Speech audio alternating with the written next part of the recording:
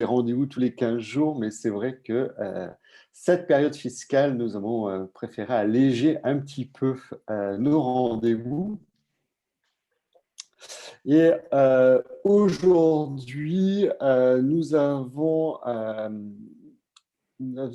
envie de vous proposer une mission complémentaire auprès des clients que vous pourrez aborder pendant ces arrêtés de bilan.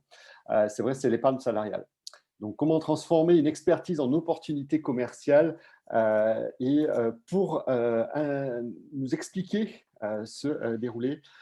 Donc, nous avons invité Marc de Roincé de l'équipe Mahaka, plateforme de conseil et solutions produits patrimoniaux, accompagné de Stéphanie Guardado de l'équipe Générali Épargne Salariale et de Grégory Mirou, qui est également de l'équipe Générali Épargne Salariale.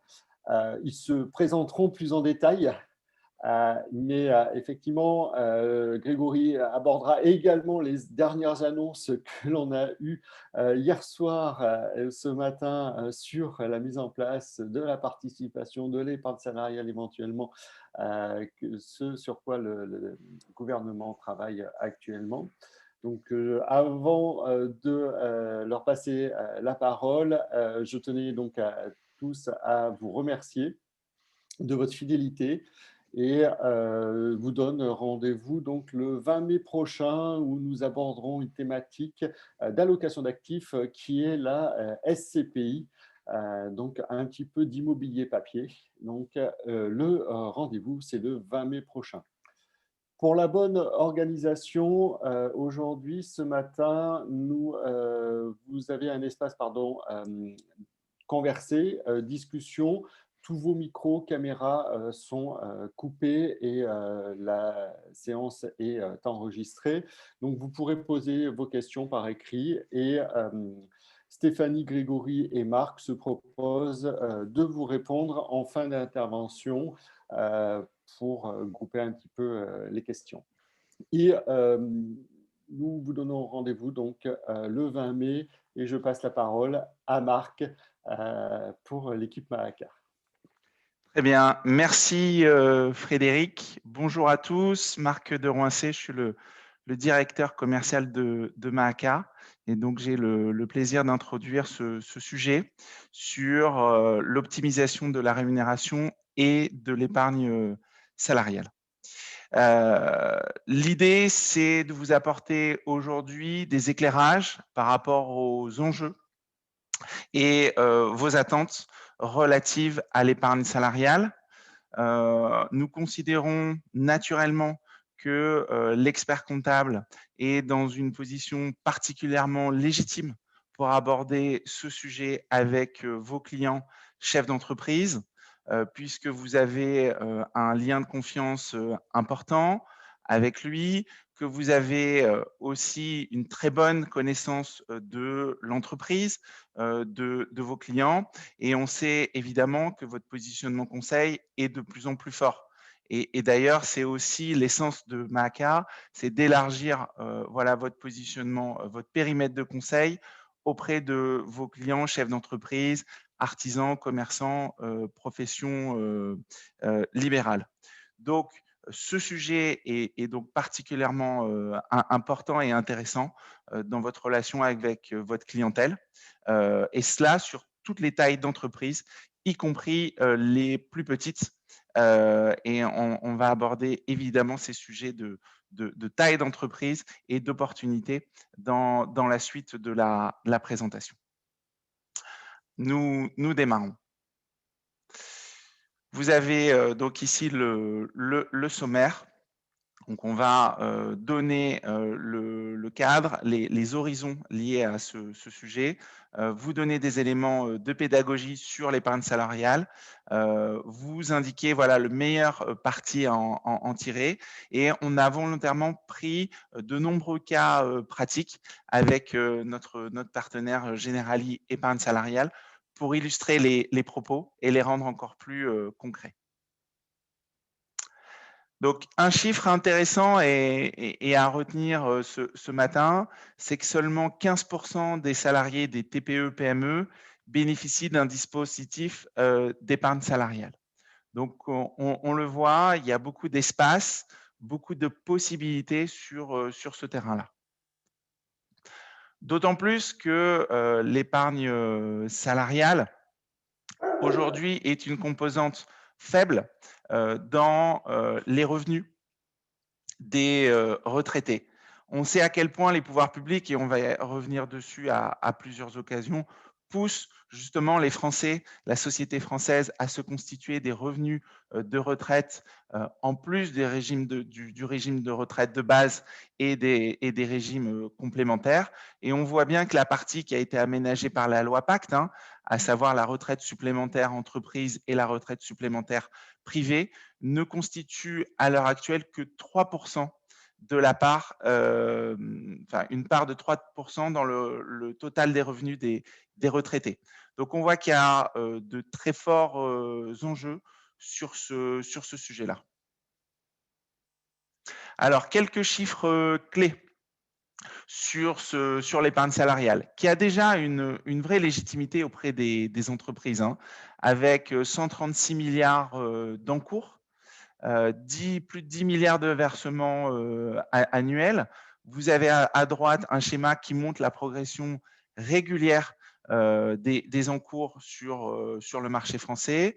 On a plus de 270 000 entreprises de moins de 50 salariés qui sont déjà équipées en épargne salariale. Donc, c'est une minorité d'entreprises, mais une minorité tout de même significative de plus de 270 000 entreprises. Et on a 11,2 millions de salariés couverts sur une population active en France, si j'ai bonne mémoire, qui est un petit peu en dessous des 30 millions de salariés.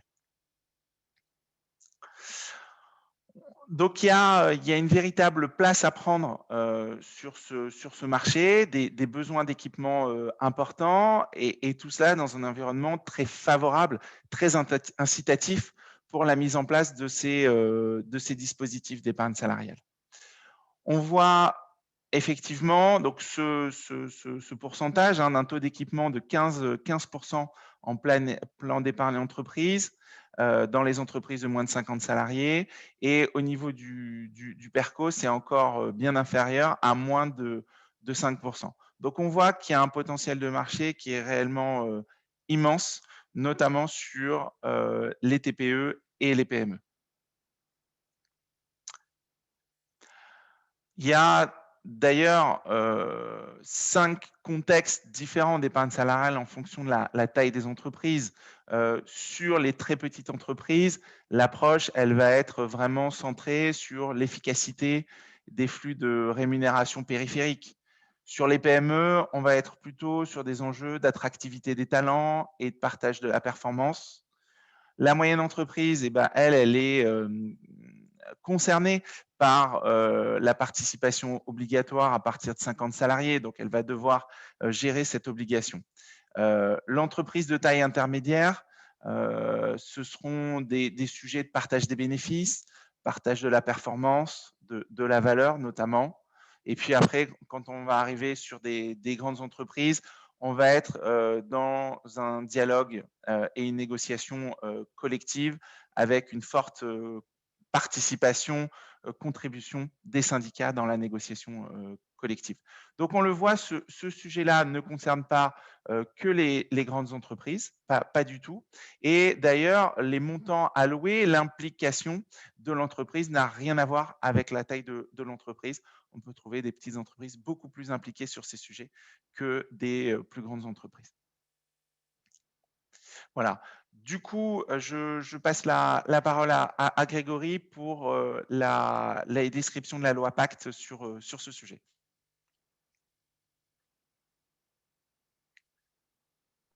Voilà, je remets mon micro. Merci Marc, merci.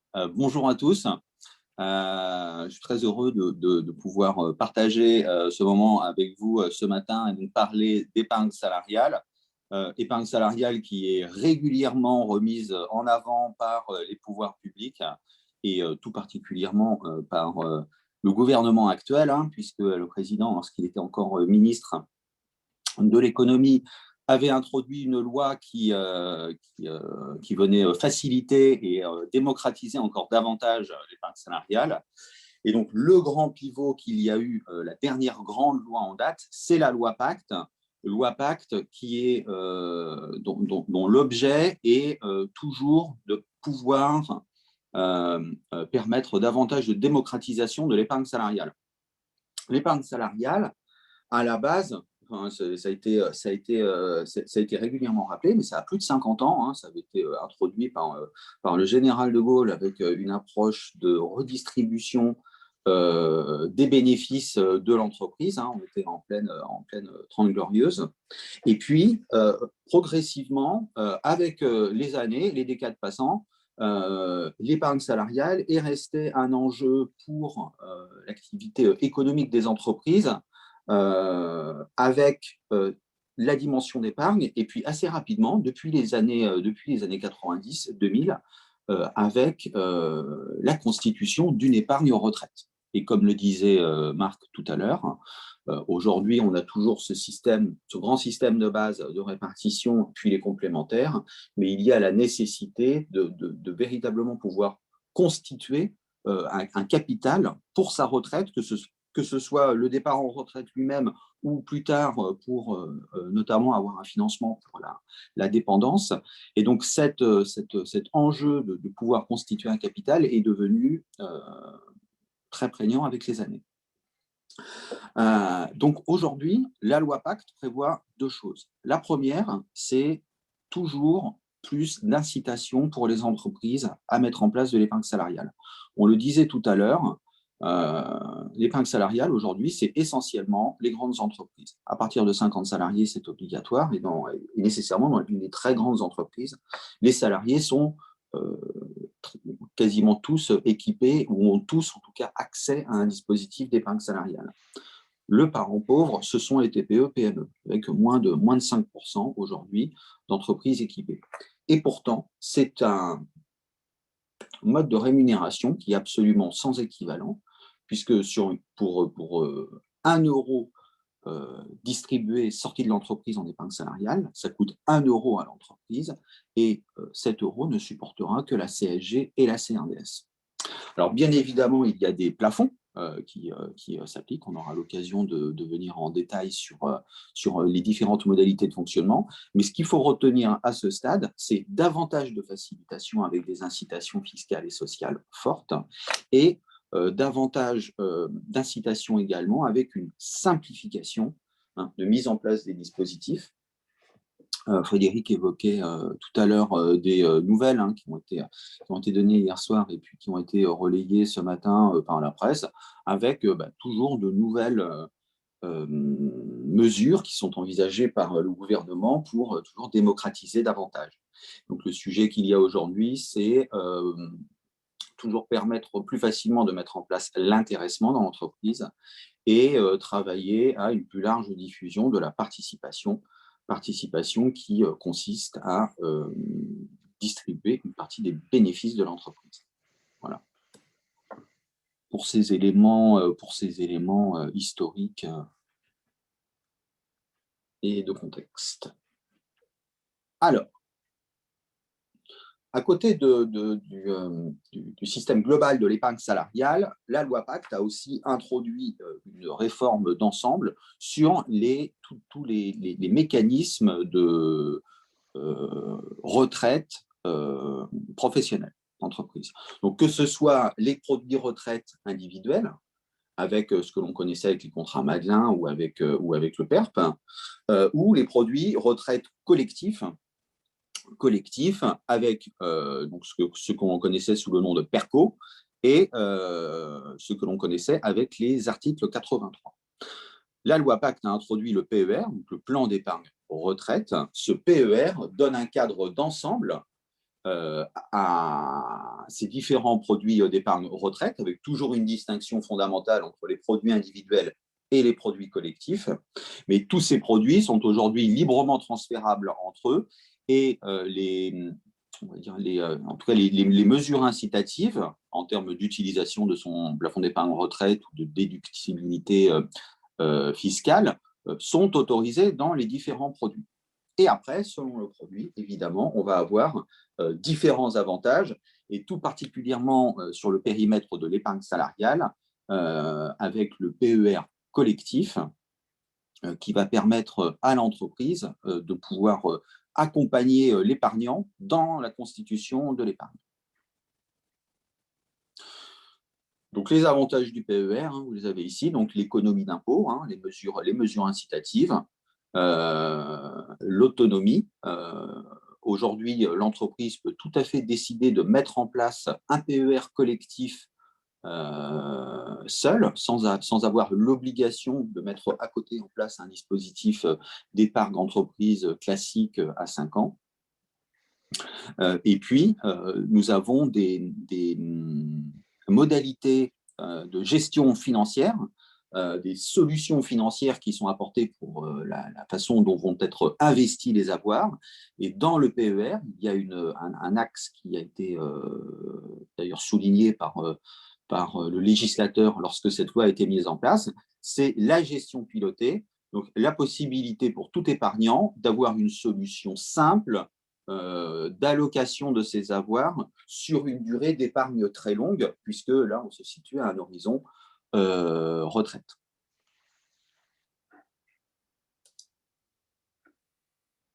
On peut passer à la slide suivante. Et du coup, c'est moi qui prends le relais. Je passe la main à Stéphanie. Merci Greg. Bonjour à tous, donc Stéphanie Guardado, je me présente juste avant de poursuivre. Donc, je travaille chez Generali Épargne Salariale avec Grégory, et puis nous, on accompagne Maaka et les experts comptables du coup dans le développement de cette ligne de métier qui est l'épargne salariale. Donc, on sera ravis de vous accompagner sur ce développement avec Maaka en partenariat. Alors, au niveau de l'épargne salariale, donc Grégory le disait tout à l'heure, effectivement, les dispositifs d'épargne salariale, le premier intérêt, il est fiscal. On ne va pas se le cacher, et c'est effectivement souvent ce qui est mis en avant par les TPE-PME, c'est l'idée d'aller chercher et d'optimiser un peu la trésorerie de l'entreprise, et donc la solution d'épargne salariale se présente comme une évidence. Mais le dispositif d'épargne salariale, il n'a pas vocation à avoir une optimisation fiscale. Il permet aussi, c'est un super outil pour créer une ambition commune dans l'entreprise, renforcer une cohésion sociale. Pourquoi ? Parce qu'en fait, on va distribuer des primes, donc on va pouvoir motiver les salariés, les fidéliser, et le message social de l'entreprise est fort puisqu'on participe à l'atteinte d'objectifs dans l'entreprise, et l'entreprise partage avec les salariés la valeur qu'elle a créée. Donc ça, c'est important d'avoir à l'esprit, c'est que oui, il y a une approche fiscale, mais il y a aussi une approche qui est véritablement managériale à travers la mise en place de tels dispositifs. Alors, ce que je vous propose à présent, c'est de vous donner un peu le panorama complet et le fonctionnement de l'épargne salariale. Si on peut, voilà, merci beaucoup Marc. Alors, ce qui est important de noter en épargne salariale, déjà, c'est que vous avez 2 produits qui peuvent être mis en place. Vous avez ce qu'on appelle le PEI, plan d'épargne inter-entreprise, et vous avez le PER collectif, qui est aussi dans l'offre que l'on propose un PER-Col-I, donc le plan d'épargne retraite collectif inter-entreprise. L'intérêt de l'inter-entreprise, en fait, c'est que c'est un dispositif qui a déjà été établi, qui a déjà été déposé auprès de la Directe, qui s'appelle maintenant la DRIS de mémoire. Et du coup, l'entreprise adhère tout simplement à un plan qui a déjà été déposé. Donc, comme le disait Grégory tout à l'heure, c'est très simple d'y adhérer. Alors, un point essentiel, le PEI, toute l'épargne que l'on va mettre sur ce dispositif-là sera bloquée pendant 5 ans. L'idée, c'est qu'à travers ce dispositif-là, on prépare des projets de vie. Voilà, donc comme l'argent il est bloqué pendant 5 ans, au bout de 5 ans, on a l'épargne qui devient disponible pour s'acheter une nouvelle voiture, pour faire des travaux dans sa maison, pour partir en voyage ou autre. Mais en tout cas, voilà, il faut bien avoir à l'esprit que le PEI, l'épargne est bloquée pendant 5 ans. Sur le PER collectif, comme l'objectif, c'est quand même un objectif de retraite, et ici, l'épargne est bloquée jusqu'à la retraite. Alors, Pour autant, il y a quand même des cas de déblocage anticipé qui sont d'ailleurs beaucoup plus sympas sur le PEI que sur le PER collectif. Sur le PER collectif, celui qui est sympa, c'est l'achat de la résidence principale. Sinon, les autres cas de déblocage sont des situations de vie un peu plus complexes, la fin de droit chômage, le décès, l'invalidité, etc. Sur le PEI, les cas de déblocage, vous avez l'achat de la résidence principale, le mariage, le PACS, l'arrivée du 3e enfant. Donc voilà, c'est des cas de déblocage un peu plus sympas. Donc ça, c'est le premier point à retenir, c'est les produits. Ce qui est important de noter, c'est que quand une entreprise va décider de s'équiper en épargne salariale, elle va avoir le choix, et ça c'est nouveau depuis la loi Pacte, d'ouvrir soit un PEI uniquement, soit un PER collectif uniquement, soit les deux. Voilà, puisque les stratégies d'épargne, vous l'aurez compris, sont complètement différentes entre les deux dispositifs. Ensuite, l'entreprise, une fois qu'elle a fait ce choix de réceptacle, en fait, de mise en place de contrat, elle va faire le choix de l'alimentation de ces dispositifs. Et en termes de mode d'alimentation, vous en avez plusieurs qui sont présentés ici sur la gauche de la slide. Vous avez l'entreprise a la possibilité de mettre en place ce que l'on appelle une prime de participation. Alors, la prime de participation, c'est très simple. C'est si l'entreprise réalise des bénéfices, il y a une prime de participation qui est versée. Si l'entreprise ne fait pas de bénéfices, il n'y a pas de prime de participation. En termes de mise en place, ça nécessite la rédaction d'un accord de participation. Et en fait, c'est une formule légale qui s'applique, qui est calculée et qui donne le montant en fait, de la prime de participation. Bien évidemment, si l'entreprise le souhaite, elle peut aussi personnaliser sa propre formule, mais à la condition que la formule qu'elle personnalise ne soit pas moins avantageuse que la formule légale. Donc ça, c'est la prime de participation. Et puis, ce qu'on peut peut-être ajouter aussi, Stéphanie, c'est que là, on a la possibilité de pouvoir mettre en place la participation via l'adhésion à un plan d'épargne interentreprise. Et dans ces cas-là, c'est beaucoup plus simple puisque le système de participation est mis en place concomitamment à l'adhésion au PEI. Oui, alors ça, du coup, Greg, il anticipe parce que c'est dans les avantages de Generali Épargne Salariale. En tout cas, chez Generali Épargne Salariale, on propose effectivement dans notre dispositif la participation intégrée. Donc, effectivement, on va pouvoir très simplement mettre en place de la participation sans rédiger des accords puisqu'on a déjà, nous, tout rédigé et tout déposé. Donc, on adhère très simplement à cette participation également. Mais ce n'est pas forcément le cas chez tous les acteurs de la place. En tout cas, c'est le cas chez Generali Épargne Salariale aujourd'hui. Et puis, de toute façon, on aura l'occasion après de rentrer dans la participation, mais pas tant que ça, puisqu'en fait, si vous voulez, en termes de conseils, il y en a, mais beaucoup moins que sur l'intéressement, puisque c'est juste l'application d'une formule, qu'elle soit légale ou qu'elle soit personnalisée. Voilà. Deuxième mode d'alimentation que l'entreprise peut verser, c'est la prime d'intéressement. Alors, qu'est-ce que c'est que la prime d'intéressement? Alors, cette prime-là, elle est liée à la performance de l'entreprise. En fait, l'entreprise, elle va se fixer des objectifs, alors toujours collectifs. Ça, c'est bien important d'avoir à l'esprit, c'est que l'épargne salariale, c'est un dispositif collectif. Donc, les objectifs que l'on se fixe sont collectifs et concernent l'ensemble des acteurs de l'entreprise, l'ensemble des salariés. Et donc, l'entreprise va fixer des objectifs et elle va dire, si ces objectifs sont atteints, je verserai une prime d'intéressement aux salariés. Voilà. Et pareil, on vous a mis des cas pratiques pour que ce soit beaucoup plus concret pour vous, que vous puissiez arriver à comprendre en quoi l'intéressement est un véritable outil de management, puisque du coup, quand on se fixe des objectifs, on va créer vraiment une motivation et une dynamique du point de vue des salariés. Ils vont avoir en fait envie de donner le meilleur d'eux-mêmes pour atteindre cet objectif collectif, parce que derrière, ils sont au courant que ça va déclencher une prime d'intéressement. Et c'est là tout l'enjeu et où vous avez vraiment un rôle essentiel dans cette approche qui est l'intéressement, c'est dans la définition en fait des objectifs. Parce que les objectifs, en fait, pour qu'ils aient de l'intérêt, il faut qu'ils soient vraiment rédigés de façon très lisible et très compréhensible pour les salariés. C'est-à-dire que si on a un objectif d'intéressement que le salarié ne comprend pas, en fait, il ne va pas s'imprégner de cet objectif-là, il ne va pas comprendre en quoi son travail va avoir un impact sur le montant de cette prime d'intéressement et sur l'atteinte de l'objectif.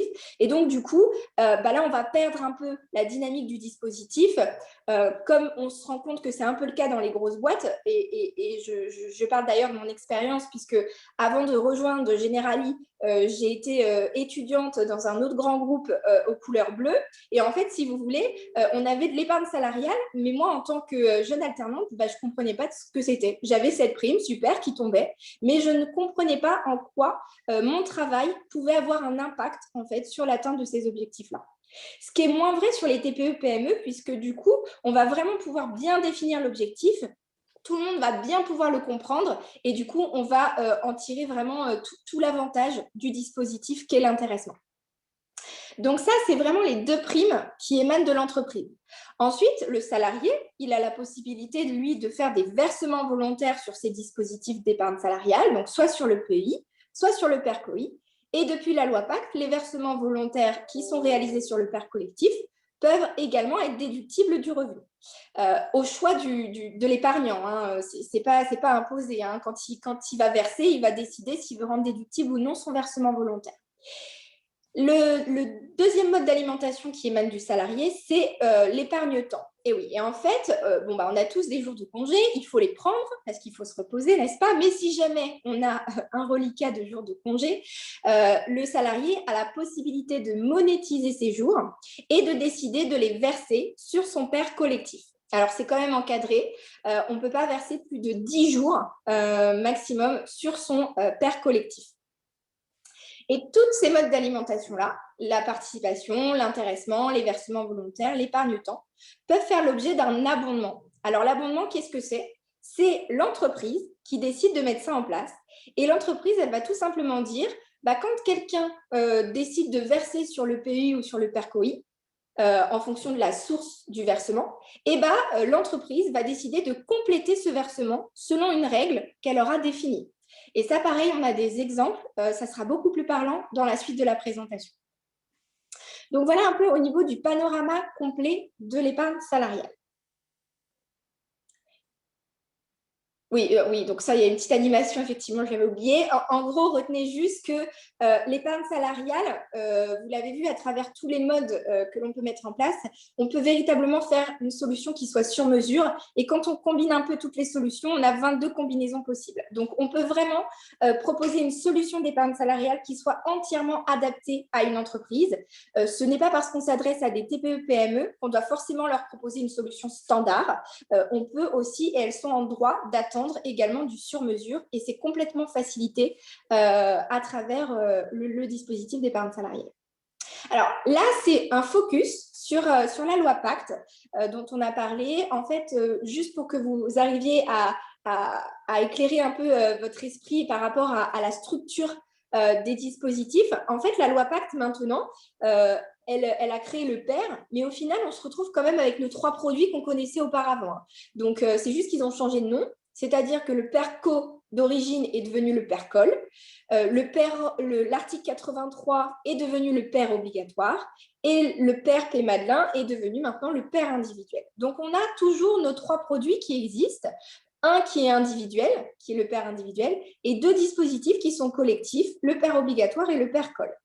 Ces 3 produits sont structurés en compartiments. Donc, dans chacun des 3 produits, vous allez retrouver le compartiment 1, qui est celui des versements volontaires, le compartiment 2, qui est celui des primes d'épargne salariale, et le compartiment 3, qui est celui des versements obligatoires.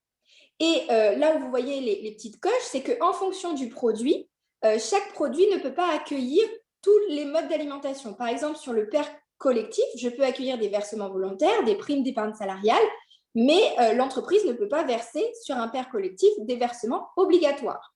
Ce compartiment-là, sur un PER collectif, est alimenté uniquement par la voie de transfert.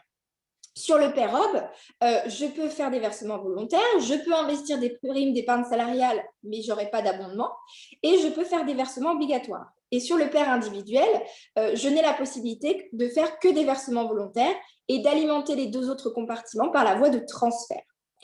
L'intérêt du législateur de fonctionner en compartiment, c'est que en fait, ça facilite les transferts. C'est-à-dire que quand vous transférez un PERCOL vers un PER1, toute l'épargne du compartiment 1 du PERCOL est transférée sur le compartiment 1 du PER1. toute l'épargne du compartiment 2 du PERCOL est transférée sur le compartiment 2 du PER1. Pourquoi? Parce qu'en fonction du compartiment, déjà, vous n'avez pas le même traitement fiscal et les modes de sortie ne sont pas les mêmes. C'est-à-dire que l'épargne du compartiment 1 et du compartiment 2 peut sortir en rente ou en capital, alors que l'épargne du compartiment 3 ne pourra sortir qu'en rente. Voilà. Donc, c'est pour ça qu'on fonctionne en compartiment. Gardez simplement à l'esprit que vos 3 produits continuent d'exister. Une entreprise peut décider d'ouvrir un PER obligatoire chez AXA, un PER collectif chez Generali. Ça reste vraiment 2 produits distincts, mais c'est enveloppé dans un PER, en fait. Voilà. Et qu'après, choisit ses modes d'alimentation et qu'un salarié va se voir ses transferts facilités puisque c'est juste, on glisse d'un compartiment à l'autre en fonction du produit. Tu avais une bonne image pour ça, Stéphanie, c'est un produit sac à dos. Ouais, ça me fait penser à Dora l'exploratrice, excusez-moi.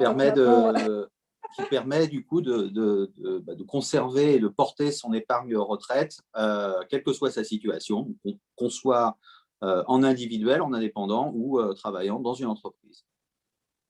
Voilà. Donc, épargne retraite, sac à dos. Voilà. Alors, il y a 3 compartiments dedans. Non, mais c'est bien, en mnémotechnique, ça permet de… Ouais, c'est vrai, c'est vrai. Alors, l'épargne salariale, et là, Grégory va bien m'aider surtout sur le chef d'entreprise, puisqu'il y a des nouveautés et il est expert, donc je pense qu'il vous en parlera beaucoup mieux que moi. Alors, l'épargne salariale, pour qui? Alors, c'est très simple. Il ne faut pas du tout se limiter dans la proposition des dispositifs d'épargne salariale. Toutes les entreprises peuvent mettre en place de l'épargne salariale.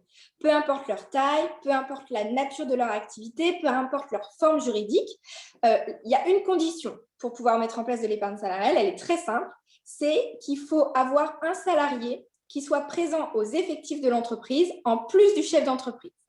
Et même si ce salarié, il est à temps partiel. Voilà, ça c'est la condition à retenir. L'entreprise, elle a bien un salarié, même à temps partiel, elle peut mettre en place de l'épargne salariale. Voilà. Donc ça, c'est le premier point. Ensuite, vous avez plusieurs bénéficiaires possibles. Déjà, très classiquement, tous les salariés sont bénéficiaires. Hein, d'accord ? Sur l'épargne salariale, ça, c'est important de l'avoir à l'esprit. Ça s'adresse à l'ensemble du personnel. On ne peut pas définir qu'une catégorie objective dans l'entreprise serait bénéficiaire du plan. Non, ça concerne vraiment tous les salariés, les CDD, les CDI et également les alternants. Pourquoi les alternants ? Parce qu'en fait, ils sont liés à l'entreprise par un contrat d'apprentissage ou de professionnalisation et du coup, ils sont également bénéficiaires du dispositif qui est mis en place. Ensuite, vous avez aussi la possibilité à ce que le conjoint, collaborateur ou associé soit également bénéficiaire du dispositif. Alors, pour ça, il faut quand même que le conjoint, collaborateur ou associé exerce une activité dans l'entreprise. Voilà, il faut quand même border. Mais en tout cas, d'ailleurs, c'est ce qui lui donne, Stéphanie, le terme collaborateur ou associé. Hein. C'est bien un statut, donc ce n'est pas que le conjoint, effectivement. Exactement. C'est un statut qui est déclaré auprès à la sécurité sociale. Ouais.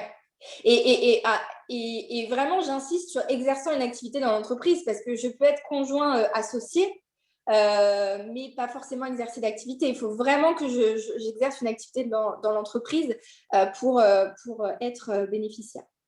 Et le troisième bénéficiaire, c'est le chef d'entreprise. Donc, effectivement, quel que soit son statut, à partir du moment où il déclare une rémunération, il peut être bénéficiaire du dispositif d'épargne salariale. Alors après, il y a une notion à bien avoir à l'esprit concernant le chef d'entreprise par rapport à son éligibilité.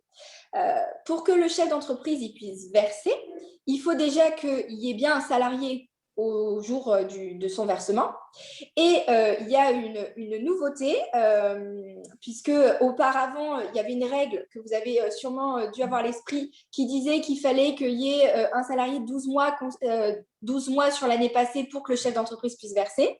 Maintenant, en fait, depuis la loi Pacte, pour l'éligibilité du chef d'entreprise, en fait, on va calculer l'effectif. Et en gros, l'effectif, on va le calculer selon les règles de la sécurité sociale. Et pour faire simple, pour que le chef d'entreprise puisse verser sur son dispositif d'épargne salariale, il faut que son effectif soit égal à 1. Donc, je prends un exemple. J'ai un salarié à temps plein qui travaille à 100%.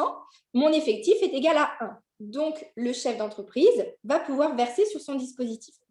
La question, elle va se poser essentiellement dans le cas où mon unique salarié est un salarié à temps partiel, par exemple, qui travaille à 50%. Dans ce cas-là, mon effectif ne va pas être égal à 1, mais à 0,5.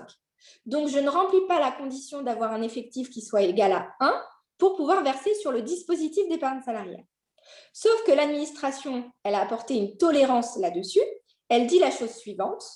Le chef d'entreprise, il va pouvoir également verser sur son dispositif, même si la condition d'avoir un effectif égal à 1 n'est pas remplie, à condition qu'il ait employé un salarié 6 mois consécutifs ou non sur l'année passée.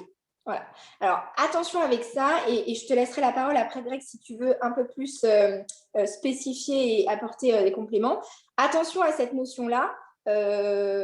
D'après mes dernières nouvelles, alors j'ai pas lu la presse moi ce matin, mais c'est pas encore publié, d'accord, officiellement. Donc c'est des informations qu'on a eues parce qu'on participe à des discussions avec l'administration, qu'on a été au courant de ça, mais il n'y a rien encore qui a été publié pour affirmer en fait ce principe-là. Voilà. Je ne sais pas si tu veux compléter, Grégory, ou si j'ai été assez claire. Oui, oui, très clair. Mais je précise simplement, oui, on parlait d'annonces, de nouveautés en épargne salariale avec des annonces hier, aujourd'hui. Ce sont simplement des pistes de réflexion sur l'intéressement et la participation. Là, l'effectif n'est pas concerné, mais effectivement, toujours dans une optique de simplification, la loi Pacte a entendu mettre fin aux différents calculs de seuil qu'il pouvait y avoir. Il y en avait plus de 40 ou de 50 applicables en droit du travail. Donc, pour revenir à une règle de calcul pour la détermination des seuils simple et unique pour tout le monde, qui est celle de la sécurité sociale. Donc, c'est la règle posée par l'article L131.1 du Code de la sécurité sociale et qui va prendre en compte l'effectif que l'on va trouver, c'est l'effectif DSN, en fait, qu'on va trouver simplement sur le site de la DSN. Et cet effectif annuel, il est mis à jour au mois de janvier de chaque année. Et donc, vous allez avoir l'effectif annuel de N-1. D'accord ? Donc, pour revenir sur ce que tu disais, Stéphanie, tout de suite, la condition pour que le chef d'entreprise puisse être bénéficiaire des plans, c'est qu'il y a un salarié distinct de lui dans l'entreprise. Donc, quand on dit un salarié distinct, c'est un salarié qui a un contrat de travail. Donc, on n'est pas, pour revenir sur ce qu'on disait tout à l'heure, si le conjoint est collaborateur ou associé, il n'est pas salarié, c'est un statut spécifique. Il existe un statut de conjoint salarié. À ce moment-là, le conjoint est salarié. Donc, on considère qu'il est un salarié comme les autres. Et ce calcul consiste à prendre en compte, à retenir l'effectif qu'il y a chaque mois dans l'entreprise en fonction du temps pendant lequel il y a eu des salariés. Donc, un temps plein va effectivement être compté pour 100%. Un temps partiel va être compté pour, par exemple, un temps partiel à 50%, va compter pour la moitié. Ce qui fait que l'effectif en fin d'année va sortir à moins de 1. Alors, cette règle de simplification qui a été apportée par la loi Pacte, elle a des effets de bord. Et un des effets de bord qu'il y avait, c'était que justement dans la situation où on a un salarié à temps partiel, l'effectif sécurité sociale qui ressort est inférieur à 1. Alors que, et c'est bien précisé depuis longtemps dans les textes, dans la circulaire interministérielle, dans le guide de l'épargne salariale, que la condition d'avoir un salarié est également remplie quand c'est un salarié à temps partiel. Et la réforme n'a pas du tout entendu modifier cela et restreindre les possibilités pour le chef d'entreprise d'être bénéficiaire des plans. Il n'a pas du tout voulu toucher à ça. Et donc, c'est la raison pour laquelle, quand l'effectif est inférieur à 1, par tolérance administrative, donc qu'il n'y a qu'un salarié à temps partiel, il y a une condition, c'est que l'entreprise ait été employeur sur la moitié de l'année précédente, 6 mois. Et ça, c'est une règle simple qui permet de répondre à l'essentiel des situations dans lesquelles dans lequel l'effectif sort à moins de 1 alors qu'il y a effectivement des salariés dans l'entreprise. évidemment, l'idéal serait que cette position soit écrite et donc sorte et soit intégrée à l'occasion de la prochaine mise à jour du guide interministériel de l'épargne salariale. Alors, j'ai vu passer pas mal de questions, mais on y répondra à la fin, je crois. Donc, on aura l'occasion de revenir sur ce principe-là d'éligibilité du chef d'entreprise. Alors, pour poursuivre au niveau de l'intéressement, mais je pense que je vous ai donné vraiment les grandes notions sur cette prime qu'est l'intéressement. Donc, voilà, c'est une prime qui est liée à la performance collective de l'entreprise. Elle encourage vraiment le management par objectif et elle permet à chacun de prendre la notion et de prendre ses responsabilités et de savoir que son travail va avoir un impact direct sur l'atteinte des objectifs, sur la performance de la boîte et donc sur la prime d'intéressement. Qui c'est qui décide de mettre en place de l'intéressement? Vous l'aurez compris, c'est le chef d'entreprise. Et c'est quelque chose qui est très flexible. C'est lui qui va définir ses objectifs, c'est lui qui va définir la durée de son accord d'intéressement, le mode de calcul, le montant de la prime. Voilà, c'est vraiment un dispositif qui est flexible et qui l'adapte en fonction des objectifs qu'il veut se donner, qu'il veut donner à ses salariés. Donc ça, c'est important de l'avoir à l'esprit. Et du coup, vous allez vraiment avoir une approche de conseiller parce qu'en plus, vous la connaissez en tant qu'expert comptable, vous la connaissez bien en fait, l'entreprise. Donc, vous allez pouvoir discuter avec elle sur quels peuvent être les objectifs, quels peuvent être les axes d'amélioration, sur quoi sensibiliser les salariés, etc. Donc, il y a vraiment des cartes à jouer et une attente aujourd'hui des entreprises sur le conseil, sur ce volet qui est l'intéressement. Alors, justement, l'intéressement, ça se définit en 5 étapes, très simplement.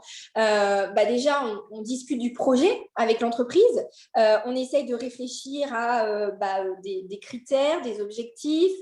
On essaye de décrire son projet. On réfléchit à une formule, sachant que c'est important de le noter.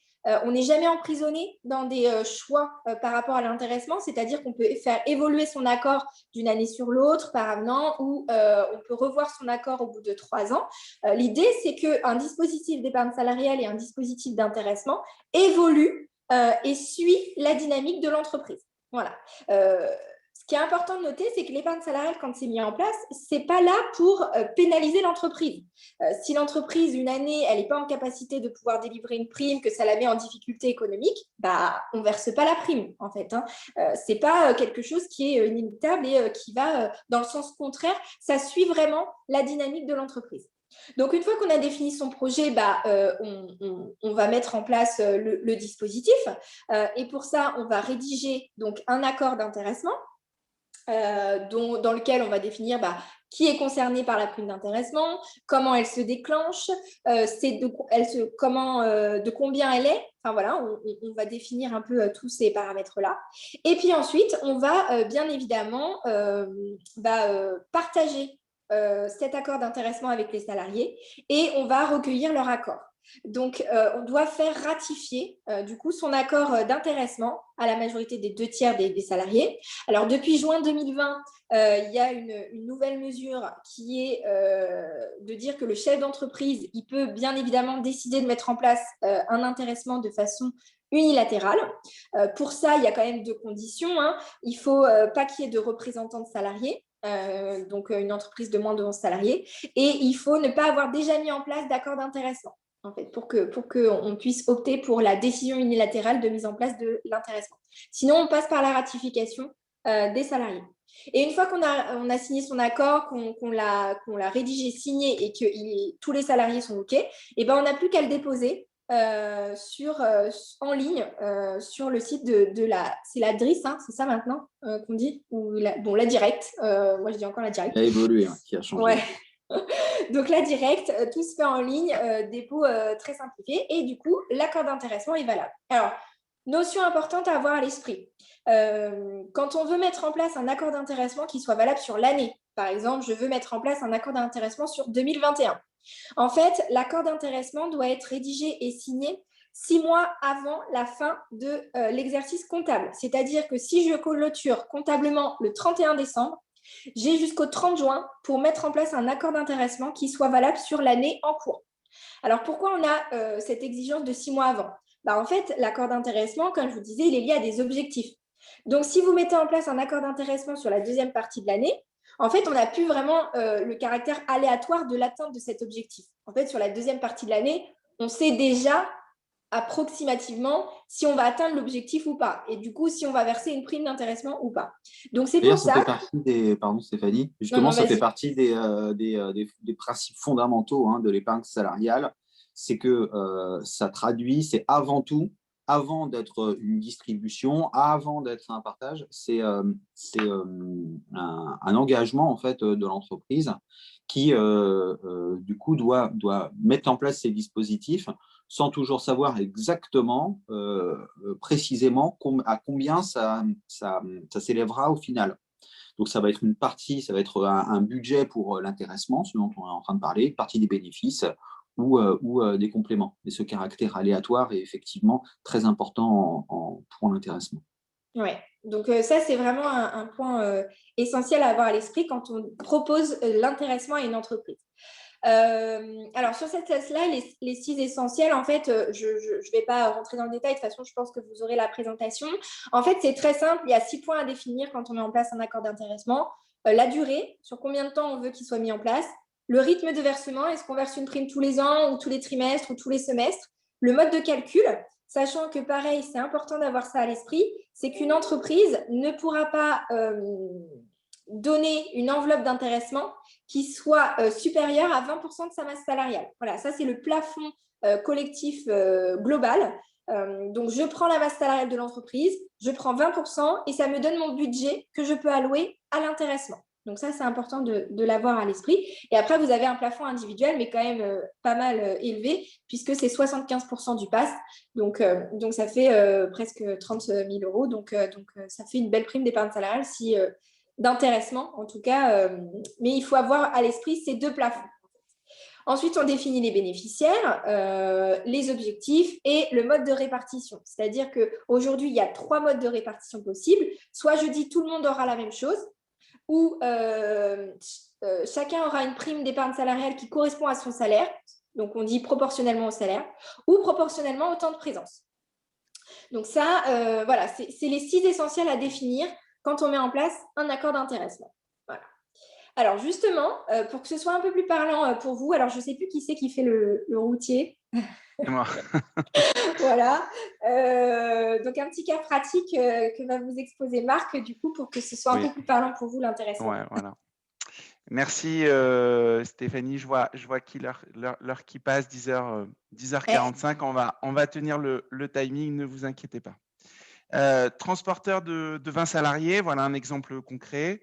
Donc l'objectif du chef d'entreprise, c'est de réduire le taux d'infraction routière de ses chauffeurs. Du coup, l'intéressement va intervenir sur le fait d'inciter, voilà, avec une incitation financière, l'entreprise et tous ses salariés à faire très attention à cet objectif important de l'entreprise. On a déterminé dans ce cas-là que si le nombre de points perdus pour l'ensemble des chauffeurs est inférieur à 60, alors il y a une prime à répartir de 2 000 €. Et pour être particulièrement incitatif et mettre ces éléments en avant, si le nombre est inférieur à 20 points, alors l'entreprise va ajouter 8 000 €, soit une enveloppe globale quand même de 10 000 €. Voilà. Et on revient sur le fait de faire une formule claire et compréhensible et de ne pas se mettre dans une formule trop complexe qui ne serait pas bien comprise. Autre exemple avec Grégory, un fleuriste. Oui, alors, donc, quand on parle d'une entreprise de transport, d'une entreprise comportant beaucoup de salariés, d'une petite structure, là on est sur une toute petite entreprise de commerce de fleurs, un fleuriste. Et donc là, de la même manière, on va s'intéresser à la mise en place d'un intéressement qui sera indexé tout simplement sur une progression du chiffre d'affaires.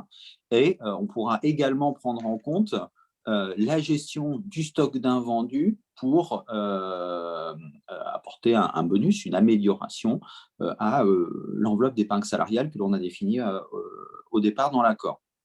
Alors, bien évidemment, on parlait tout à l'heure du critère aléatoire. Donc, ce qui ne va pas être possible, c'est de prévoir que, par exemple, une fraction du chiffre d'affaires soit distribuée automatiquement, voire, au titre de l'aléa, que finalement l'objectif qui est fixé par l'entreprise soit très facilement atteignable puisqu'il est en deçà des chiffres qu'elle a réalisés ces dernières années. Et donc, il faut toujours, quand on détermine le critère, prendre en compte l'historique, la situation de l'entreprise sur les 3 dernières années pour voir si l'objectif que l'on fixe respecte effectivement un caractère aléatoire. Et donc, l'idée, c'est qu'il ne soit pas déjà acquis d'avance au moment de la mise en place. Alors, du coup, moi, je vais passer très vite là sur les slides d'après. Ce qu'on peut peut-être dire, pour passer très, très rapidement sur la participation, Stéphanie, c'est simplement que la participation, ça vaut quand l'entreprise fait du bénéfice. Quand elle ne fait pas de bénéfice régulièrement et qu'elle n'est pas tenue de s'y mettre à cause de son effectif, la question forcément se pose beaucoup moins. Et que ce bénéfice, le traitement de la participation, du point de vue, comptable, ne se traite pas de la même manière que l'intéressement, puisque la participation va arriver donc, une fois que le bénéfice est calculé, alors que l'intéressement, lui, il est directement intégré dans les charges de l'entreprise. Voilà, c'était la petite précision que je voulais globalement. Oui, je pense que c'est suffisant pour présenter la participation. Ouais. Alors, juste après la slide d'après, c'est l'abondement. On a fait un petit focus, mais pareil, je vais passer assez rapidement.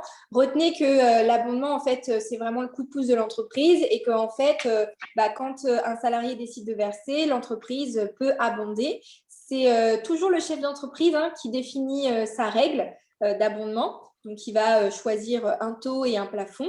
Et puis, l'importance du conseil ici est également présente puisque vous allez pouvoir orienter un peu l'entreprise dans la définition de sa règle d'abondement. Alors, le plus parlant, peut-être, c'est juste de prendre les cas pratiques. Ça, je pense qu'on peut passer aussi parce que je vois l'heure tourner et on a encore pas mal de sujets. Juste prendre… Alors, je ne sais pas qui… Très bien. Écoute, je vais prendre le relais, Stéphanie. Bon, voilà un exemple frappant. On est dans une entreprise familiale avec un chef d'entreprise et son conjoint salarié. L'objectif, c'est de se constituer un capital. On voit que via le dispositif d'épargne salariale, en versant 3 291 €, le salarié profitera d'un abonnement de 9 000 € bruts grâce au dispositif d'abondement sur le PUI et sur le PER collectif. Donc là, on voit tout le levier très fort grâce à cet abondement. Un autre exemple. Et évidemment, préciser, ce sont des taux maximum, parce que souvent, alors c'est normal, tous les mécanismes incitatifs de l'épargne salariale sont toujours présentés en taux maximum. Mais justement, pour reprendre l'exemple de notre entreprise de fleuriste de tout à l'heure, ils n'ont pas forcément envie justement d'aller jusqu'à ce niveau maximum et ils peuvent très bien choisir un niveau intermédiaire et être sur des montants d'abondement plus modestes. Grégory, si tu voulais justement illustrer cet exemple sur l'entreprise de conseil. Ah oui, d'accord, très bien. Donc, une entreprise de conseil, alors, ça revient à détailler. Au niveau de l'abondement, on a toujours une règle, toujours la même au niveau de l'abondement, c'est que c'est collectif. Donc, il n'y a pas de catégorie en fait, de salariés dans l'entreprise. Néanmoins, avec des règles à caractère général, on peut très bien faire des distinctions qui s'appliquent à tous les salariés de la même manière, avec certaines limites. Et concernant l'abondement, c'est que l'abondement ne doit pas, le taux d'abondement ne doit pas en pratique, et le terme en pratique est important, ne doit pas en pratique dans l'entreprise être proportionnel au salaire. C'est-à-dire que, pour faire simple, ce n'est pas les mieux payés dans l'entreprise qui doivent avoir le meilleur abondement. Et donc, dans notre entreprise de conseil, pour pouvoir… L'objectif du chef d'entreprise, c'est de retenir ses salariés, de les fidéliser, donc de leur dire plus vous restez, plus vous avez d'avantages. Et là, il est possible de faire donc ce qu'on appelle un abondement par ancienneté et d'abonder tous les versements de la même manière, mais d'introduire un plafond qui sera différent selon l'ancienneté du salarié dans l'entreprise. Et donc, à partir de 5 ans, dans notre exemple, pouvoir profiter de l'abondement maximum dans le PEI. Merci Grégory. Donc là, on va synthétiser les principaux avantages pour chaque catégorie, l'entreprise, le salarié et le dirigeant. Donc sur l'entreprise, on voit que l'épargne salariale apporte un excellent moteur de motivation. C'est plus qu'un outil de politique de rémunération pour les TPE et PME. C'est une solution intéressante pour instaurer une ambition commune et renforcer la cohésion sociale en fédérant voilà, son personnel, en partageant mieux la valeur. Je ne vais pas vous détailler tous les avantages, vous recevrez les slides de toutes les manières, mais l'idée, c'est que vous compreniez bien les grandes lignes. Donc, on va, avec Stéphanie, montrer justement l'intérêt en termes de rémunération de l'épargne salariale par rapport à une prime classique. La démonstration est édifiante, vous le verrez. Alors, oui, du coup, là, on est parti d'un cas pratique très simple. On a pris une prime de 1 000 € et on a regardé la comparaison entre si l'entreprise versait ces 1 000 € en prime classique, ce que ça lui coûtait, et si elle décidait plutôt de verser ces 1 000 € en épargne salariale. Donc, du côté de l'entreprise, donc j'ai un montant brut qui est de 1 000 €. Je vais avoir pour la prime classique des charges patronales, que là, on a fixé à 450 €. Côté épargne salariale, il n'y a pas de charge patronale. Donc, je ne rajoute rien en plus à ces 1 000 €. Et ensuite, le forfait social, qui est pareil à 0 € pour la prime classique. Et pareil, il n'y a pas de forfait social pour l'épargne salariale, donc je suis à 0 €. Donc, en fait, on voit à travers cet exemple qu'une prime classique, ça aurait coûté à l'entreprise 1 450 €, alors que l'épargne salariale, ça lui coûte uniquement que 1 000 €. Et c'est ce que disait Grégory tout à l'heure. Pour 1 € versé en épargne salariale, je ne sors ni plus ni moins que 1 €, en fait, du point de vue de l'entreprise. Donc ça, c'est important de l'avoir à l'esprit. Alors, ça montre vraiment que le dispositif, il est efficace fiscalement pour l'entreprise. Mais il n'est pas efficace fiscalement que pour l'entreprise. Il y a aussi un intérêt pour les salariés. Si je reprends mon exemple de 1 000 €, si le salarié touche une prime classique de 1 000 €, il va avoir les charges sociales qui vont s'appliquer, donc 150 €. Et on va lui appliquer aussi la CSG-CRDS à 97 €. Donc, du coup, au final, ce qui va lui rester dans sa poche au salarié, c'est 528 € sur et oui, j'ai oublié parce que j'avais ma tête, il y a l'impôt sur le revenu également que l'on va payer sur une prime classique. Donc, au final, sur les 1 000 €, le salarié, dans sa poche, il va avoir 528 €. Si je reprends la même mécanique, mais cette fois-ci, le salarié touche 1 000 € mais en épargne salariale, donc déjà, il n'y a pas de charge sociale salariale, donc c'est exonéré. Il y a la CSG-CRDS à 9,7 %, donc je vais retenir 97 € sur mes 1 000 €. Je ne vais pas payer d'impôt sur le revenu parce que la prime d'épargne salariale, quand je décide de l'investir sur le réceptacle PEI, PERCOI, je ne paye pas d'impôt sur le revenu, donc c'est exonéré. Donc, sur les 1 000 €, dans ma poche, j'aurai 903 €. Donc, on voit 528 € d'un côté, 903 € d'un autre côté. Donc, c'est tout autant efficace pour le salarié. Et ça, c'est important de bien le mettre en avant parce que souvent, les salariés sont sceptiques quand ce dispositif est mis en place dans l'entreprise. Ils se disent que c'est un dispositif encore qui a vocation à servir que pour l'entreprise, mais pas du tout. C'est aussi un véritable outil pour se constituer une épargne en tant que salarié avec le concours de son employeur, du coup. Donc, voilà pour ce cas pratique. Oui, complètement. On voit que cette épargne salariale apporte un véritable outil aux salariés. C'est une solution pour contribuer à ces projets et les accompagner à préparer efficacement leur retraite, voilà, vous avez tous en tête à titre personnel ou dans votre entourage, les cas de déblocage anticipé, par exemple, pour l'achat d'une résidence principale. Et on voit bien dans ces moments importants de la vie l'intérêt de cette épargne salariale procurée par l'entreprise aux salariés. Sur les travailleurs non salariés, c'est également une solution très, très intéressante sur des aspects fiscaux, sur des aspects d'assiette. Pareil, vous aurez le détail dans les slides. Je vais pas tout vous détailler, mais c'est particulièrement intéressant pour le travailleur non salarié également. Du coup, on voit que plus l'enjeu de la retraite est fort, hein, plus l'intérêt social et fiscal des solutions financières prend une dimension importante. Et donc aussi, plus il y a des enjeux de volume sur cette épargne salariale. Du coup, maintenant, on va passer sur des exemples, voilà, pour illustrer. Voilà, avec des cas pratiques.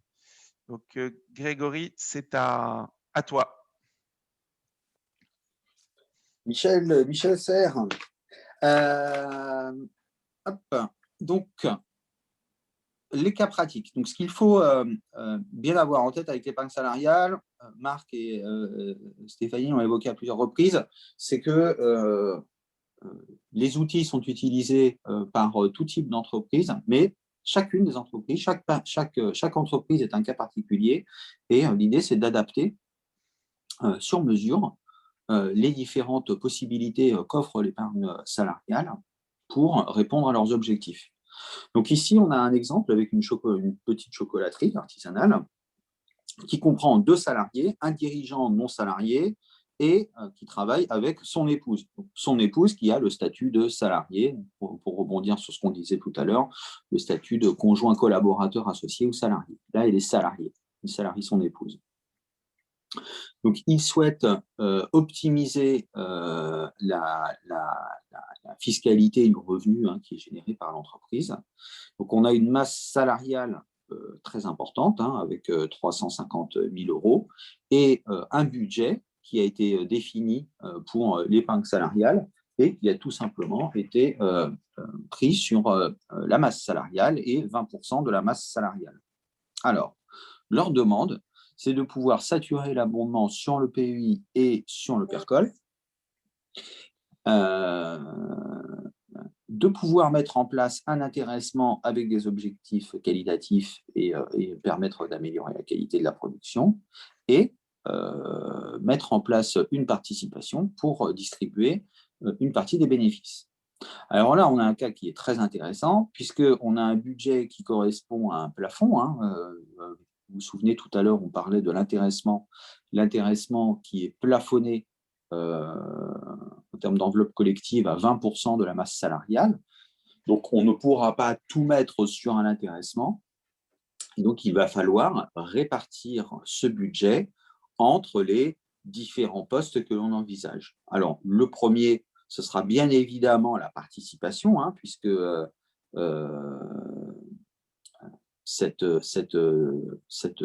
calcul de cette prime répond à une formule qui est légale.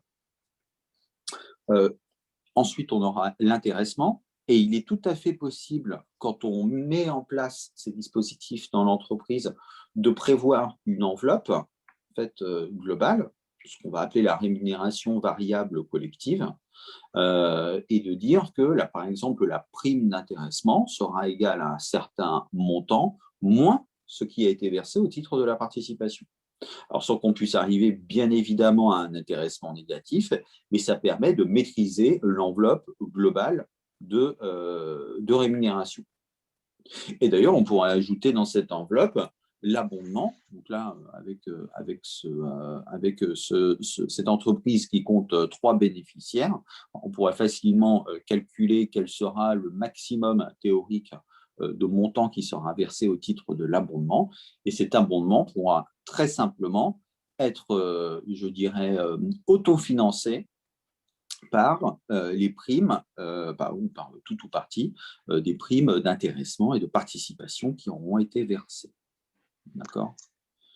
Donc, on se retrouve à pouvoir très facilement optimiser au maximum le résultat de l'entreprise en le sortant en prime collective et également de pouvoir compléter cela au surplus avec l'abondement dans les enveloppes PEI Percolis. Parfait, merci Grégory. Je vous propose qu'on aille directement à la présentation de l'offre Generali pour gagner un petit peu de temps et se laisser vraiment de l'espace pour les questions-réponses. Alors, du coup, Stéphanie, Grégory, vous allez nous présenter les atouts de Generali Épargne Salariale. Oui, tout à fait. Alors, je commence par le premier atout de l'offre Generali Épargne Salariale. Donc ça, on l'a bien compris jusqu'à présent, hein, mais l'idée, c'est que nous, on propose un produit standard. Enfin, standard, j'aime pas trop ce mot, mais on propose un PEI Percolis, donc un plan d'épargne inter-entreprise pour du coup faciliter l'adhésion. Ça, vous l'aurez compris. Mais pour autant, même si ça reste un produit packagé, on veut vraiment aller sur une dimension et donner une idée du sur-mesure. Et ça, vous l'aurez compris, c'est à travers les solutions qu'on va proposer. Est-ce qu'on met en place de l'abondement ou de l'intéressement ou de la participation? Est-ce qu'on met en place un PEI, uniquement un PERCOI ou les deux? Enfin voilà, c'est en ça qu'on va véritablement faire du sur-mesure également pour les TPE-PME.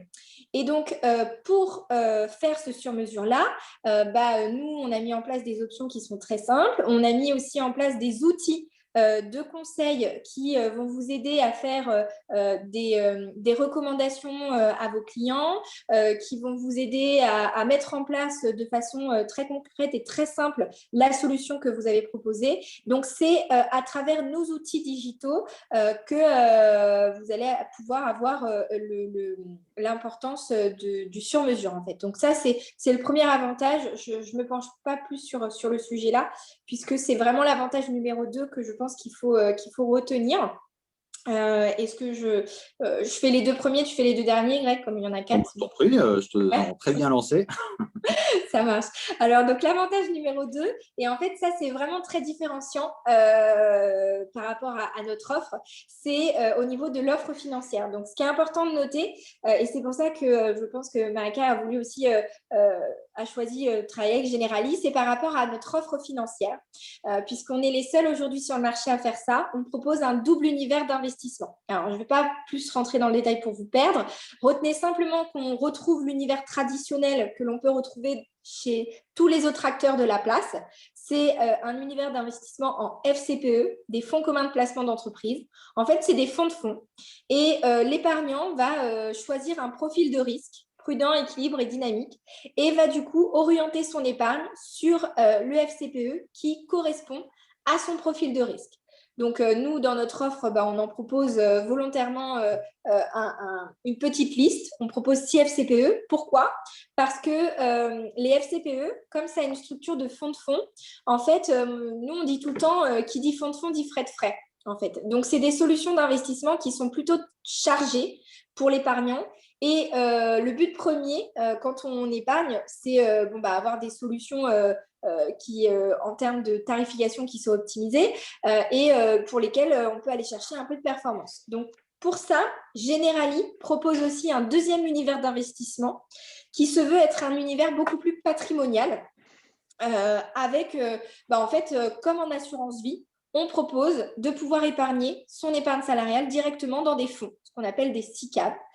Donc, on est en véritable architecture ouverte. On a référencé plus de 31 fonds dans notre offre.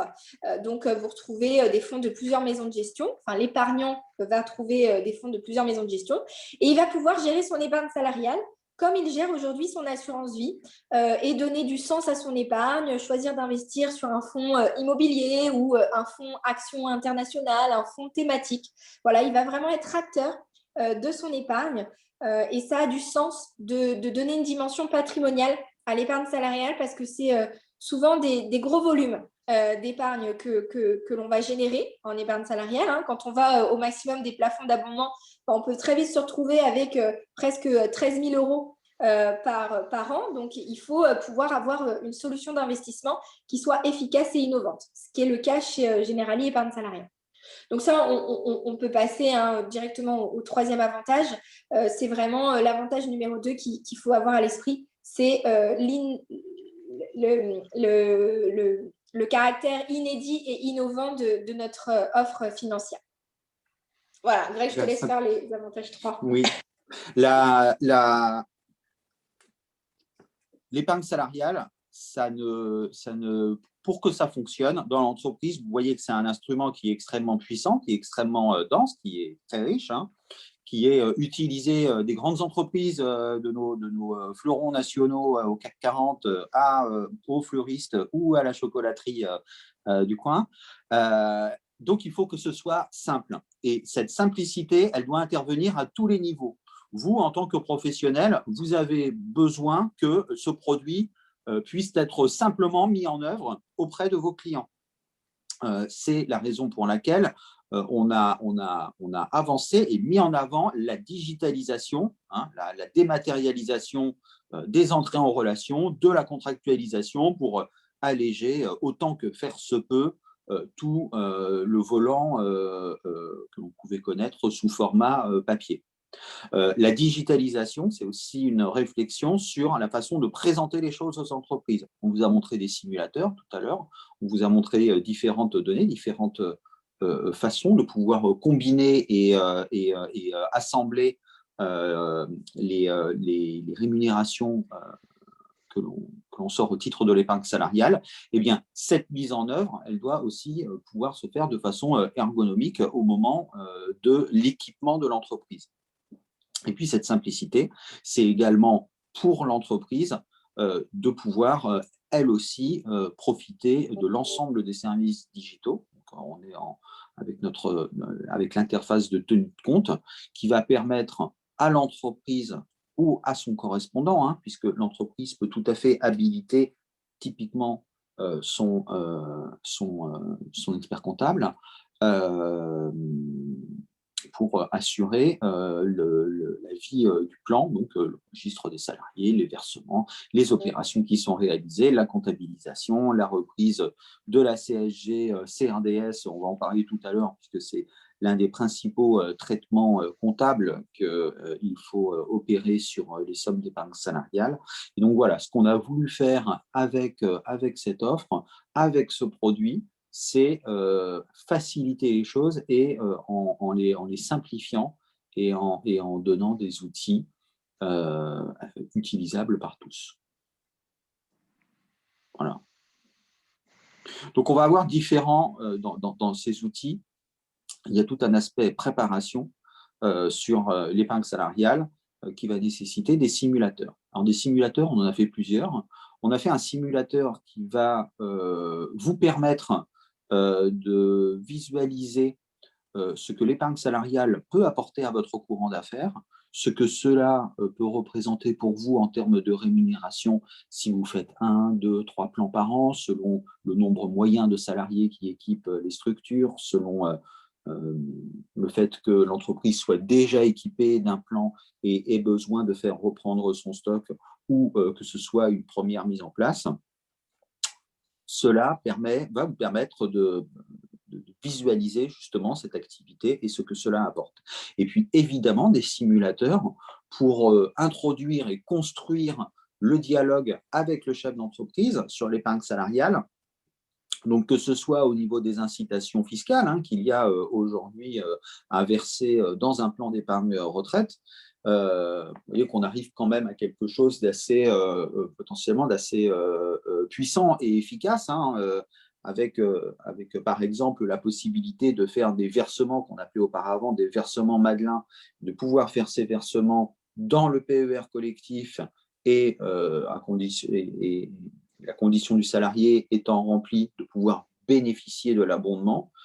Il y a une véritable optimisation de cette épargne retraite d'entreprise qui est extrêmement intéressante à mettre en œuvre. Et donc, nous avons pour ça les simulateurs, et ces simulateurs qui vont également permettre de construire avec le chef d'entreprise l'équipement autour de son besoin. Et puis, Bien évidemment, je vous parlais de digitalisation pour l'aspect administratif à l'instant. Eh bien, c'est la possibilité de faire une souscription en ligne en 7 minutes chrono.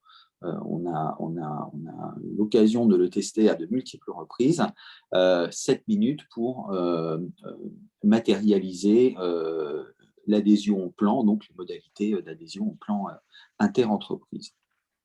Et puis, on s'appuie également sur une bibliothèque qui va vous permettre d'accéder à différents modèles, kits d'accompagnement. Beaucoup des infographies que nous avons montrées aujourd'hui sont extraits de cette bibliothèque et donc permettre de façon pédagogique de prendre en main l'épargne salariale. Parfait. Alors, du coup, une fois qu'on est convaincu, je l'espère, par ce dispositif d'épargne salariale, la question qui se pose, vous, experts comptables, c'est comment vous pouvez justement commercialiser cette épargne salariale auprès de vos clients. Donc là, c'est simple. Vous devez créer votre pôle patrimonial. Voilà, une structure juridique qui est différente de votre structure d'expertise comptable et qui, du coup, pourra proposer des offres d'assurance, des offres de placement financier, des offres aussi de placement immobilier. Et donc, l'épargne salariale fait évidemment partie de l'ensemble des possibilités.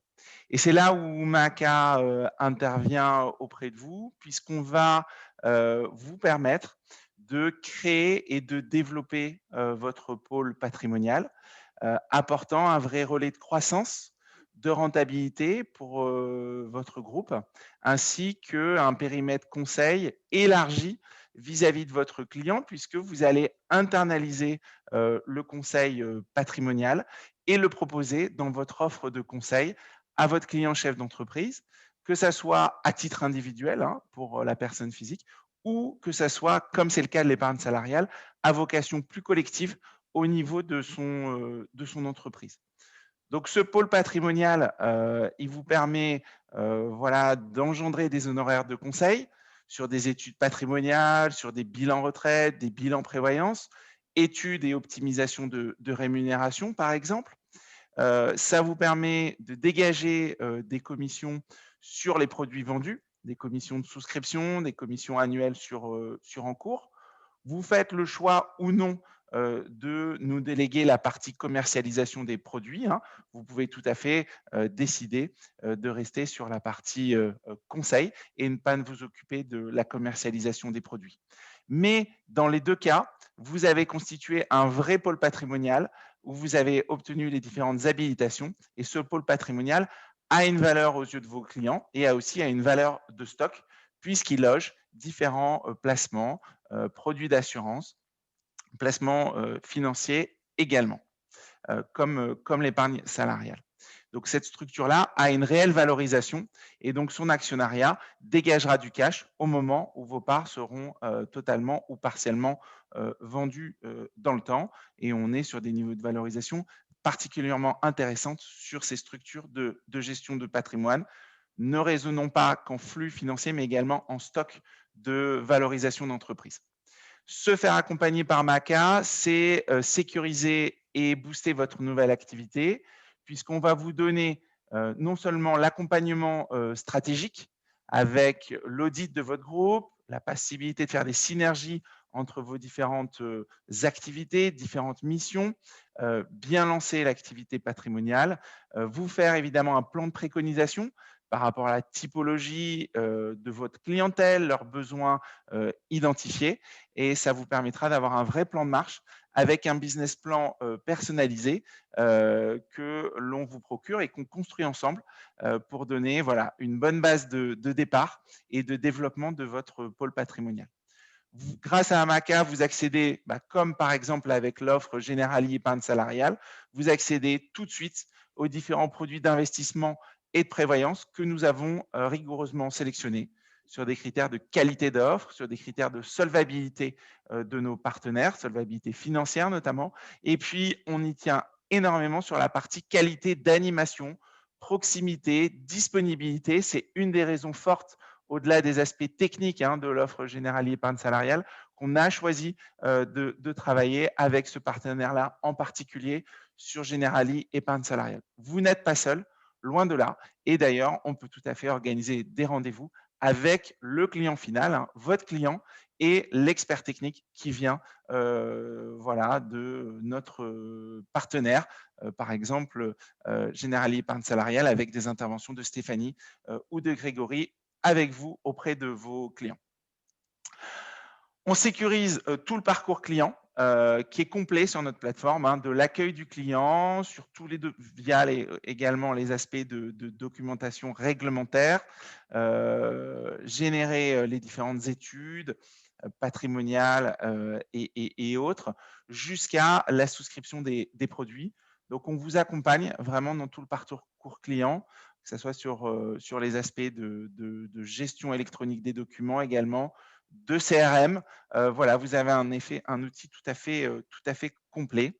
Et puis évidemment, se pose la question de la montée en compétences et de la formation des équipes. Nous avons une académie Mahaka qui dispense des formations sur les besoins identifiés pour que votre équipe et vous soyez vraiment à l'aise et légitime dans les conseils que vous allez générer auprès de vos clients. Donc, vous maîtrisez totalement la relation client puisque vous internalisez le pôle patrimonial au sein de votre groupe et vous restez propriétaire de votre clientèle. Donc, c'est vraiment un schéma différent de l'externalisation. Vous ne nous confiez pas un portefeuille client, pas du tout. C'est vous qui le prenez en main sur le volet patrimonial, au moins sur le conseil, et on vous donne les outils, l'accompagnement stratégique et la formation pour vous permettre d'internaliser ce pôle patrimonial. Donc, c'est un enjeu stratégique plus fort, plus ambitieux et à plus forte création de valeur pour vous et vos clients. Vous avez, par exemple, ici, l'ensemble de nos partenaires, voilà, assureurs, sociétés d'investissement, sociétés Satia Conseil, par exemple, pour les offres Girardin, tout l'accès aussi aux SCPI et SCPI de référence sur le marché avec Kaleid, également une offre de transactions immobilières qui est déjà complète et importante.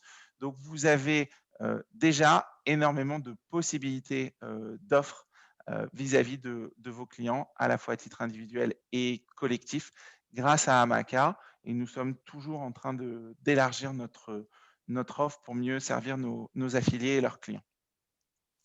Voilà, on prenait l'exemple de Generali épargne salariale sur le fait de faciliter la souscription du contrat et les procédures en ligne, la digitalisation.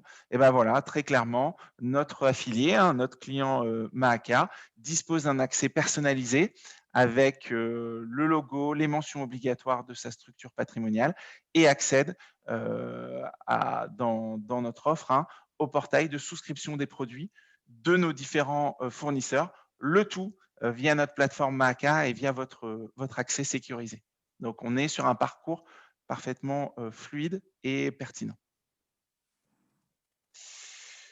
Voilà, ce que je vous propose désormais, c'est de passer aux questions-réponses. Est-ce que Stéphanie ou Grégory, vous avez pu voir les premières questions dans l'espace de conversation? Ouais, moi, oui, on va les prendre dans l'ordre. Je les prends dans l'ordre, je les pose et on répond du coup. Alors, première question de Alexandre Quentin qui nous demande s'il faut un salarié si le conjoint est collaborateur. Alors, je réponds. On a déjà répondu. Oui, mais on peut peut-être rappeler. On peut peut-être, oui, le redire. Donc, si le conjoint est collaborateur, ce n'est pas un statut de salarié. Donc, il faut bien qu'il ait un salarié, c'est-à-dire une personne qui a signé un contrat de travail avec l'entreprise. Alors, ensuite, une question de Fabrice Brochard. Pour la tolérance, 2 questions. L'embauche sur 6 mois en N-1 peut aussi être à temps partiel. Absolument. Et le temps partiel peut n'être que de quelques heures en N. Oui, alors la définition légalement, un temps partiel, c'est 24 heures par semaine. Mais il y a beaucoup de dérogations à cela, que ce soit du fait de la spécificité de l'emploi, hein. Par exemple, les intervenants extérieurs peuvent être sur des heures beaucoup plus, sur des délais beaucoup plus courts. Mais c'est bien l'objet de cette tolérance par l'administration que ce soit un salarié à temps partiel, quel que soit son volume d'heures, à partir du moment où le contrat de travail est dûment mis en place. Alors, une autre question de M. Quentin Alexandre. N'y avait-il pas une règle pour tenir compte du nombre de bulletins émis saisonniers? Alors, il faudrait, ouais. Ouais, il faudrait peut-être préciser. Moi, je la comprends pas trop, la question. Là. Ce qu'on peut dire sur les saisonniers, c'est que y a, et ça c'est précisé dans le guide, c'est un petit point d'attention quand on met en place la règle d'abondement. Il ne faut pas que les règles qui sont mises en place au niveau de l'entreprise aient pour effet d'exclure une catégorie de salariés du bénéfice des plans. Donc, typiquement, dire que, par exemple, on ne fait de l'abondement que sur le dernier trimestre de l'année, alors que les saisonniers, eux, sont là tout l'été, ça peut être mis en cause par l'administration, puisque ça conduit de facto à les mettre de côté. Alors, il y a une autre question, mais je ne sais pas si on va arriver à comprendre parce que je ne sais pas ce que c'est. Bon, je vous le lis, vous me dites. Alors, une question de Stéphane Foucault qui nous demande, est-ce que la tolérance peut être reprise dans le BOSS? Le BOSS, ouais, notre nouvel avis, le BOSS, le bulletin officiel de la sécurité sociale. Voilà. Ça vient de sortir, c'est tout frais. Oui, tout à fait. C'est pour ça d'ailleurs que le BOSS a été créé. Hein. Ça a vocation justement à recenser les différentes positions de l'administration et des URSSAF sur ces sujets. Donc, soit ce sera repris dans des publications type instruction interministérielle que l'on a pu connaître, que ce soit d'ailleurs avec la loi Macron ou la loi Pacte, soit effectivement dans ce site on a commencé à regarder, qui est très bien fait et dans lequel on pourra peut-être configurer des alertes, ce qui aidera à se tenir au courant des évolutions des positions de l'administration. Alors, on continue. Une question de Éric Benoît. Le cas de 2 salariés, un président et un directeur général dans une SAS remplit-il les conditions d'effectif? Alors là, il y a un sujet de qualification. C'est toujours important de bien, dans ma vie précédente, j'occupais une fonction de juriste et vraiment la qualification, c'est important. On a souvent ce sujet qui revient avec des dirigeants de SAS et en fait, ces dirigeants bénéficient d'un statut qui est celui d'assimilés salariés. Mais ils sont assimilés salariés tout simplement parce qu'ils cotisent au régime général de la sécurité sociale.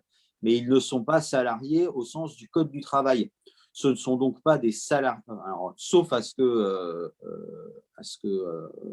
qu'ils occupent une pure fonction de mandataire. Mais généralement, les dirigeants de la SAS sont également les propriétaires. Donc, il ne faut pas, dans ces situations-là, quand on a des dirigeants de SAS, il faut bien s'assurer que soit ils sont salariés, soit ils bénéficient du fait de cette structure, du statut d'assimilé salarié. Et à ce moment-là, ce n'est pas bien évidemment suffisant pour mettre en place de l'épargne salariale. Alors, j'ai d'autres questions très techniques, j'y reviendrai après. Alors, une question de Jacques Esso. L'abondement peut-il être limité sur une période courte à un taux et à un autre taux tout au long de l'année? Alors, la réponse, c'est non. Hein. La réponse, c'est non. On disait tout à l'heure, l'épargne salariale, ça doit rester simple. Nous, dans le cadre de la diffusion, on est sur des plans interentreprises, donc dans lesquels les règles d'abondement sont posées de façon générale. Et il y a une règle qui dit que le salarié, quand il fait son versement au titre de la période, doit connaître, au moment où il fait son versement, les modalités d'abondement. modifier ça dans l'année va venir troubler cette façon de faire. Bien, je vois qu'il y a encore énormément de questions. Donc, ce que je vous propose, afin de respecter le timing, c'est effectivement, comme vous allez recevoir le support de la part de nos intervenants, et vous aurez donc leurs coordonnées, donc de ne surtout pas hésiter à revenir vers eux avec vos questions. Les questions qui ont été posées jusqu'à présent donc, seront sauvegardées et transmises à l'équipe épargne salariale de Generali et à l'équipe Mahaka. Et je vous remercie tous de nous avoir suivis. Brillant exposé et effectivement possibilité de mission de conseil complémentaire pour nos clients. Donc à mettre au sein du cabinet. N'hésitez pas à revenir vers nous, à revenir vers moi via les réseaux sociaux, via un mailing de l'IFEC. Je reste à votre disposition. Merci à vous trois et à très bientôt. À bientôt. Merci Frédéric, merci À à bientôt, tous. merci.